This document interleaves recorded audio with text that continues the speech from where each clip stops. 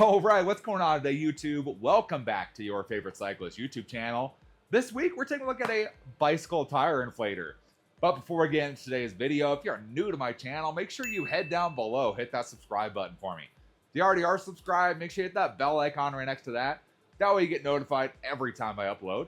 That way you don't miss any of this awesome cycling content on this channel. So today, we're taking a look at a bicycle tire inflator from the guys at Anoutway. And, I think that's how you say it, Anoutway. Sounds about right to me.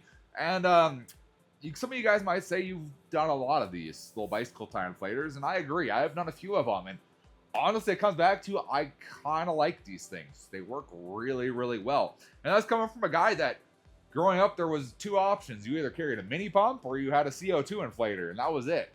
You either had to do a ton of work to get your tire to inflate, or you had to buy CO2 cartridges.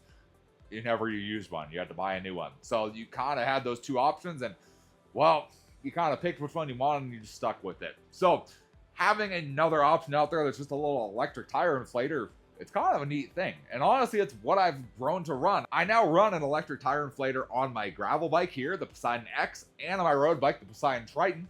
That's what I run in them. I don't have CO2 or a mini pump. I have an electric tire inflator in them, and that just works. It works so good just having that, and the battery lasts a long time, and it's nice not having to worry about CO2 or a mini pump. So I'll put something on and inflate it. So when Anoutway reached out to me and wanted to send me one out, initially they wanted to send me one called the AT1 Pro, and I was like, yeah, sure, sounds good. Send me the AT1 Pro.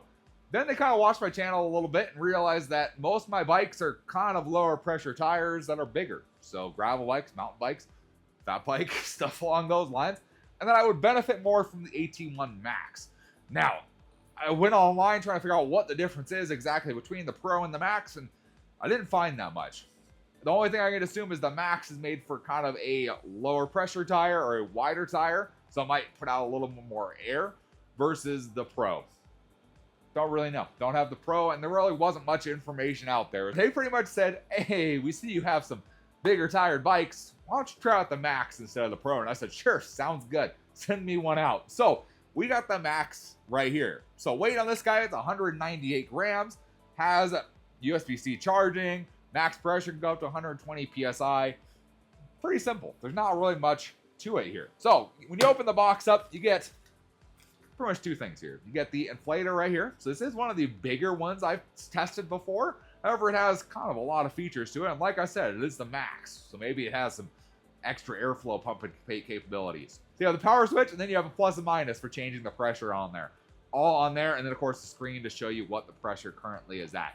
Has your inflator port right here, which works with Presto or Schrader. You just flip around the rubber thing in there, and then there's a little pillar, little bronze pillar in there that you put in there, and that will allow you to use a Schrader valve in there. So it comes set up for Presto valve, which is fine, because that's what we're going to be testing it on as a Presto valve. So included with that, you do get a USB-C to USB-C charging cable. That's pretty cool.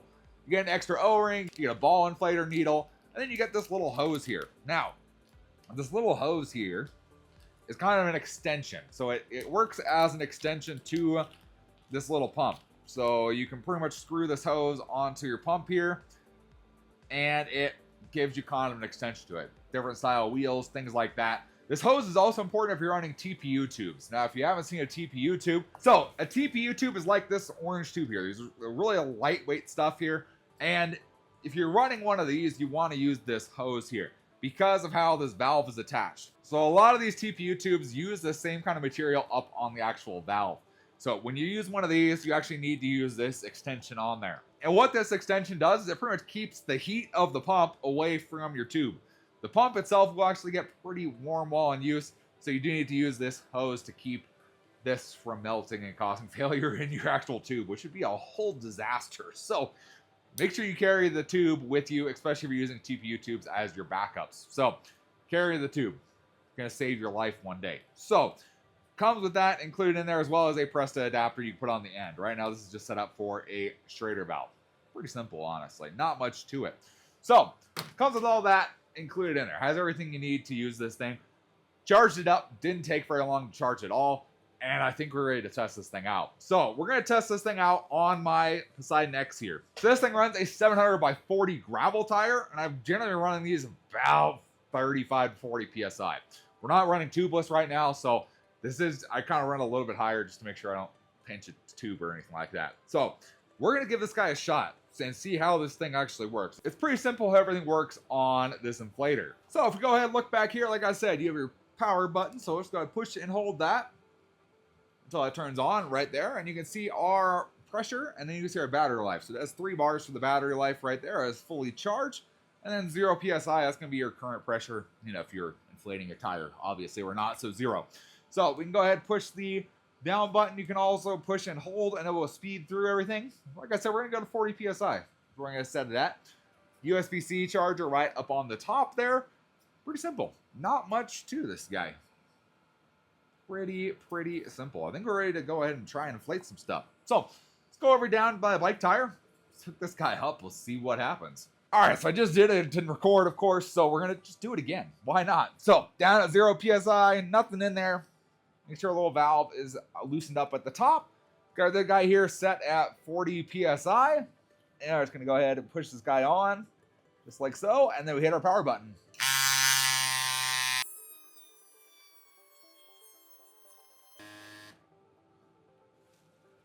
That was freaking fast. So I will say this thing vibrates and shakes like mad, but it moves air quick. Wow. Okay. I don't know if you guys can see that, but the little lock nut on my press valve decided to walk its way up. That thing moves quick. Wow. I think that's the fastest I've seen something inflate. Jeez Louise. Okay. I want to try it one more time on here, and then we're actually going to try it on mountain bike. And it's not even warm. I think it does it in like 20 seconds. Okay, we're down to 0. Pop this guy on, and we're going to go ahead and push on.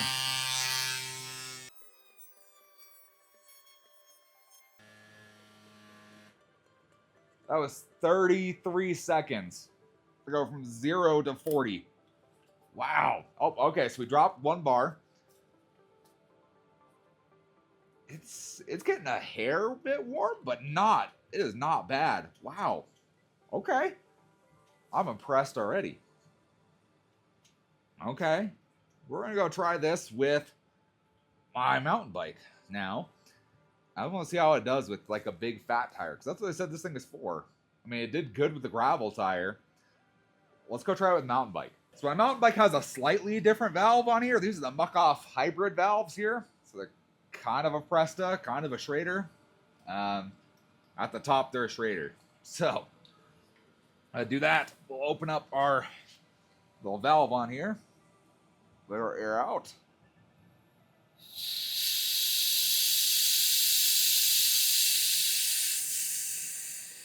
This one is tubeless, so we'll see if this works with tubeless.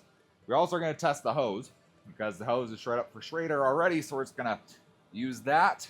This guy should just screw right on to our valve. Okay, right on there. Turn it on. These, where do I want to set these at right now? Let's set these at 30 right now. So 30 PSI, got 2 bars of battery life. Let's kick this guy on.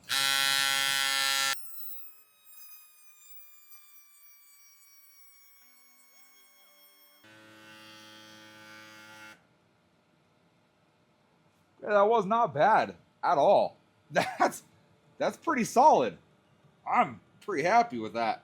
Let's shut our valve over here so we don't lose any air. All right. We've got to unscrew this guy. And we're down to 1 bar.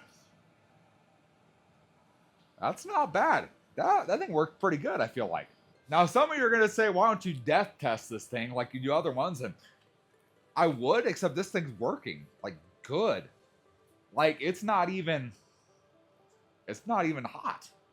Like, I mean, it's very, very slightly warm. Like, what would I say this is warm like? I don't even know. It's slightly warm, but it's not near hot enough. Even the nozzle, the hose, nothing is hot. Oh, the mountain bike tire and 2 gravel tires. So let's see. So in here, okay, so this guy here, so working performance when fully charged. So 700 by 25, we're to go 0 to 80. So essentially my road bike tires, we can get 4 times out of that. Okay, that's kind of on par.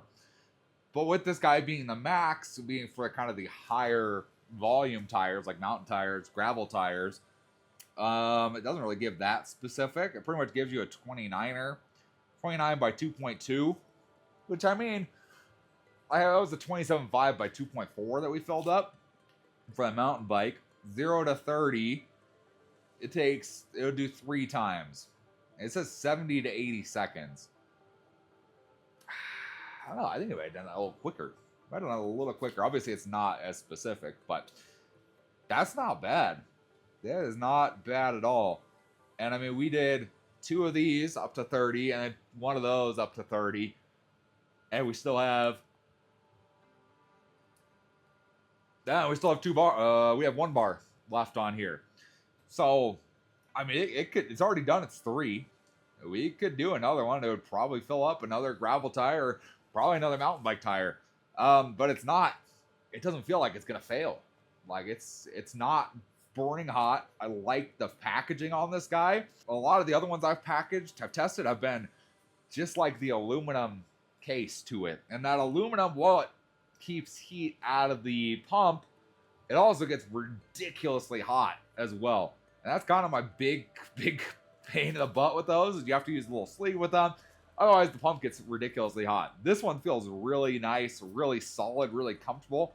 Kind of what you would want for a mountain bike or gravel bike where it might get beat up on a little bit. I like this guy. This one's good. So honestly, for me, this is the pump I'm going to carry on the side next year. I'm going to go charge this guy up, and it's going to go in there. And that's because this one, unlike the other ones I've tested in the past, this one actually puts out, I feel like, the high volume of air you need for high volume tires. Unlike a lot of them that can do higher pressures, this one can do high volume. And that's this is essentially the electric pump for a mountain biker. That's kind of what I would consider this guy. It works, it puts it out, and it does it quick, to the point where you don't really got to worry about it. I mean, you guys watched that mountain tire with me, where from 0 and all of a sudden it had some pressure to it again, pretty simply. And I think that's honestly a nice thing to have. Now, am I going to change what I'm using on my mountain bike? No, I'm not going to change what I use on my mountain bike. Currently, on my mountain bike, I use CO2. That's just in case I pop a bead off. The CO2 will for sure seat that bead back on. So I like running CO2 for that reason. But on the gravel bike, I think this guy would do the trick for this kind of size tire better than the little one I have in there that's kind of made for a high pressure road tire. So big thanks to Anoutway for sending me one out, sending me the AT1 Max so I can test this guy out, and realizing that, yeah, there are other needs than just road bikes. There's mountain bikes and high volume tires that need one of these too, and find these beneficial. If you guys are interested in checking one of these out for yourselves, there's going to be a link in the description down below. Check them out. Give them some love. Honestly, this is probably one of the best inflators I have used. Out of all the ones I've tested, this is probably my favorite one now. If you guys enjoyed the video, or maybe you learned something today, give this video a big thumbs up. Appreciate the support. Any comments or questions, let me know down in the comment section below. Love talking to you guys. Love answering questions you guys have. And I will see you in the next video. Thanks for watching today.